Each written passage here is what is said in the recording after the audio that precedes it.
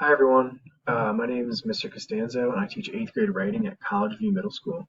And I'm going to be reading our weekly article for us this week. So as you can see, I'm in our module. I'm going to scroll down past our do now and our vocab section into our independent practice section. And I'm going to begin to read our article. It is called The Science of Gratitude, How It Changes People, Relationships, and Brains by Karen Young. Gratitude. We're all capable of it. But sometimes we need a little reminder, or a little convincing to practice it. There are many reasons to practice gratitude. We are only recently discovering one of the big ones: its capacity or ability to change and strengthen the brain in remarkably positive ways. Gratitude is powerful. Research has shown that gratitude can improve general well-being, increase resilience or the ability to bounce back, strengthen social relationships, and reduce stress and depression.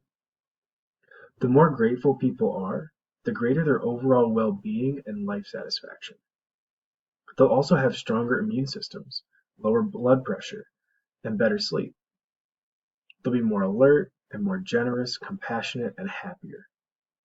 Grateful people also have a greater capacity for joy and positive emotions.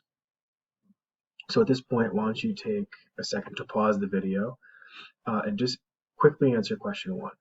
And when you're ready, hit play again, and I'm going to be moving on to the next section. So why is gratitude important? Number 1, gratitude strengthens our connections with people. Gratitude is an acknowledgement, calling something out, that something meaningful has been done for us.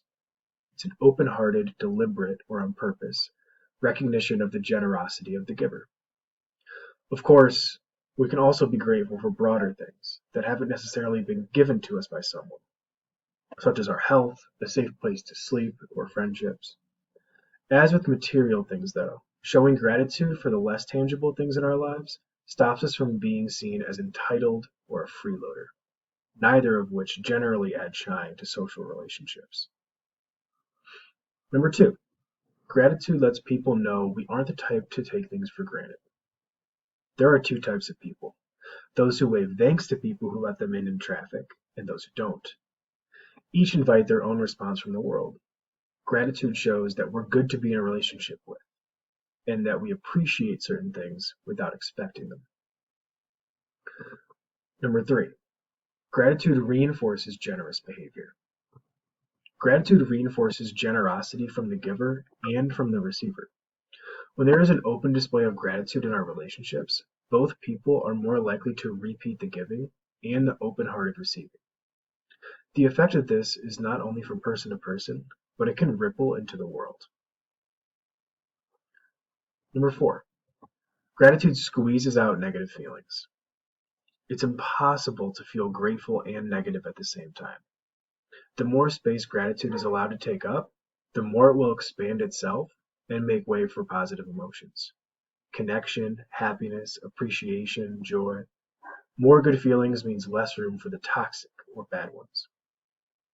And number 5, gratitude helps with depression. Research has found that gratitude can help with depression and increase positive feelings. Enough said. So why don't you take a second to pause this video again and work through questions 2, 3, and 4. They might take you a couple more minutes. And when you're ready, just hit play again and I'll be moving on to the next section. So how does gratitude change the brain?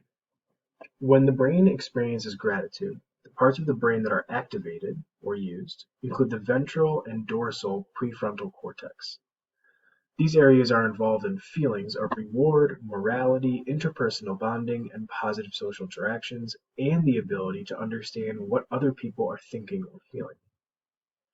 Gratitude also has the capacity to increase important neurochemicals, or brain chemicals.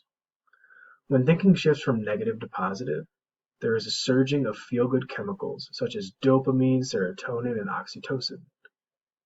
These all contribute to the feelings of closeness, connection, and happiness that come with gratitude. These 2 questions are the last of our independent practice with this article. And when you're all ready, you can move on to the synthesis section. All right. Have a great rest of your day, and I hope this helped. See ya.